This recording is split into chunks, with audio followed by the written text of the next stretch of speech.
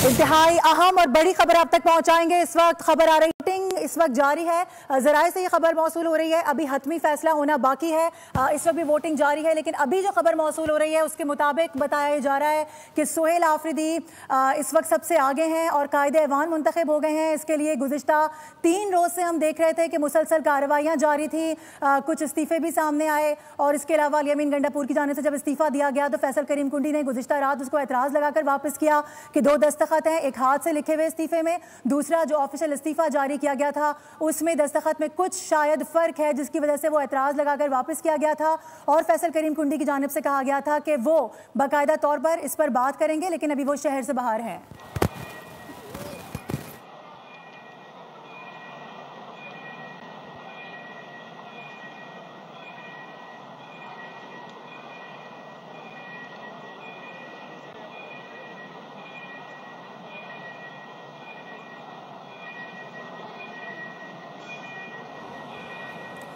बाकायदा तौर पर अब से कुछ देर के बाद ऐलान किया जाएगा, बाज़ाब्ता तौर पर यह अनाउंसमेंट की जाएगी। खैबर पख्तूनख्वा असेंबली के बराह रास्त मनाजिर इस वक्त देखे जा सकते हैं।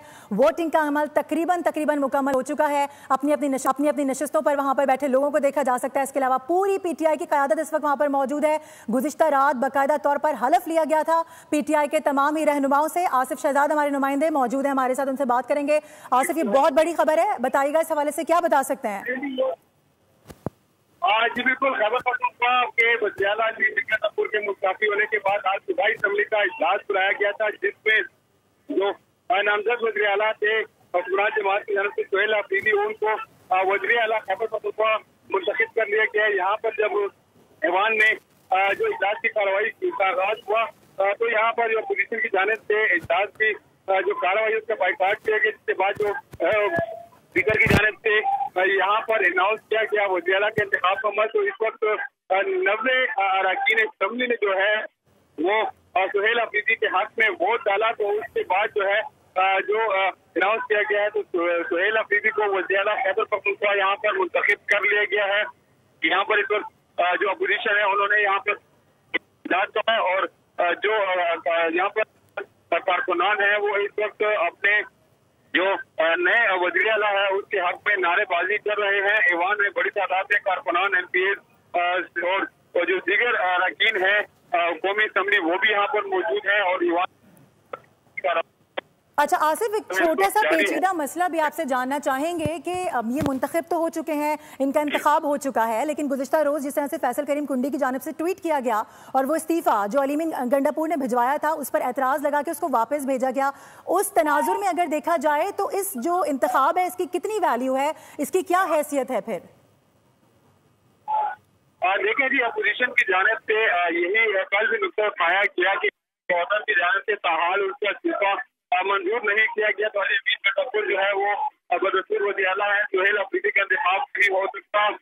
इस हवाले से जो अपोजिशन जमातें हैं उन्होंने जो अदालत के दरवाजा को करने का ऐलान किया है, उन्होंने बाइकाट किया है। तो मुमकिन तौर पर उनका जो फैसला है मुशावरत की जा रही है असेंबली में ही कि वो इस वक्त पेशावर हाईकोर्ट जाए और इस हवाले से जो है वो दायर करें, ताकि ये जो इजलास जो की कार्रवाई के दौरान वज़ीर-ए-आला का इंतखाब किया जा रहा है ये गैर आईनी, तो इस हवाले से उनकी मुशावरत जारी है, क्योंकि उन्होंने यहाँ पर इंतखाबी अमल में हिस्सा भी नहीं लिया और वो इस वक्त यही उनकी मुशावरत जारी है कि अदालत के दरवाजा बताया जाए, अदालत जाएगा और इंतखाबी अमल को रोका जाए। और दूसरी जानिब जो गवर्नर खैबर पख्तूनख्वा है उन्होंने वज़ीर-ए-आला खैबर पख्तूनख्वा जो अलीमीन गंडापुर थे तो उनको तलब किया है कि उनके जो दस्तखत है उनमें उनका गुमाम है। तो इस हवाले से आकर वो इस हवाले से ईवान में सिचुएशन है, जो अपोजिशन यहाँ पर मौजूद नहीं है, अपोजिशन हाई कोर्ट जा रहे हैं यहाँ पर, लेकिन यहाँ पर मुबारकबाद का सिलसिला भी जारी है। ठीक है आसिफ, ये कहा जा रहा था कि जब ये पूरी कार्रवाई हो रही होगी उसी दौरान अपोजिशन की जानिब से कोई पटिशन दायर की जाएगी जिस पर एतराज़ लगाया जाएगा। आप बता रहे हैं कि उनकी जानिब से किसी किस्म का यहाँ पर अमल दरामद होता हुआ नजर नहीं आया, उन्होंने यहाँ पर अपनी मौजूदगी का इजहार भी नहीं किया, तो इस हवाले से क्या बता सकते हैं? देखिए, अपोजिशन की जानिब से कहा गया था कि आईनी एक पिटीशन है वो दायर करेंगे, तो वो इस वक्त जो है वो उनका यही मुशावरत जारी है कि वो पेशावर हाई कोर्ट जाएंगे और वहाँ पर पिटीशन दायर करेंगे, लेकिन ताहाल वहाँ पर नहीं जाएगा क्योंकि उनकी मुशावरत जारी है। यहाँ पर जब बताया गया कि ईवान में क्यों नहीं आ रहे, तो अपोजिशन लीडरान और मुलायम आपकी आवाज मुकम्मल तौर पर यहाँ पर नहीं पहुँच पा रही है। अपने नाजरीन को बता दें, देखने वालों को एक बार फिर से, कि सुहेल आफरीदी खैबर पख्तूनख्वा के नए वज़ीर आला मुंतखब हो चुके हैं। 90 MPAs ने उनको मुंतखब किया है बगैर किसी हर्डल के। यहाँ पर उनका इंतखाब हुआ है। गुज़िश्ता रोज़ से हम देख रहे थे कि PTI के जो कारकुनान है वो काफ़ी मुतहरिक थे। इसके अलावा जो आला क़यादत है उनकी जानिब से भी अपने लोगों से मुत्तहिद होने के हलफ लिए गए थे। कहा गया था कि कोई भी किसी किस्म का बिट्रे नहीं करेगा, किसी किस्म की हॉर्स ट्रेडिंग को नहीं माना जाएगा। यहाँ तक भी बयान हमने देखा जुनैद अकबर की जानिब से कि उन्होंने कहा कि अगर इस तरह का कोई कार्रवाई अमल में आती है तो फिर खैबर पख्तूनख्वा की ज़मीन उन कारकुनान पे तंग कर देंगे।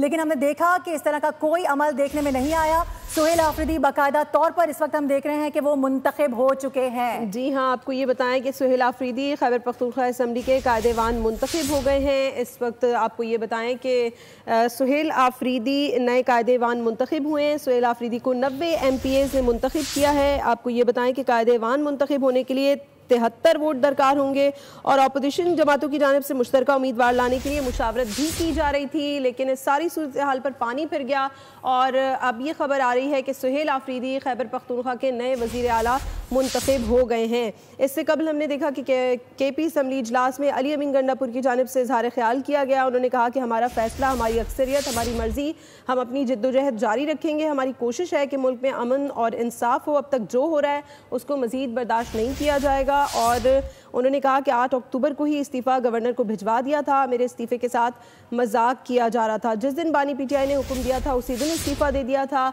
सुहेल आफरीदी जिनको खैबर पख्तूनख्वा असम्बली के कायदेवान के लिए नामजद किया गया था वो अब मुंतखब हो गए हैं। सुहेल आफरीदी को 90 MPAs ने मुंतखब किया है।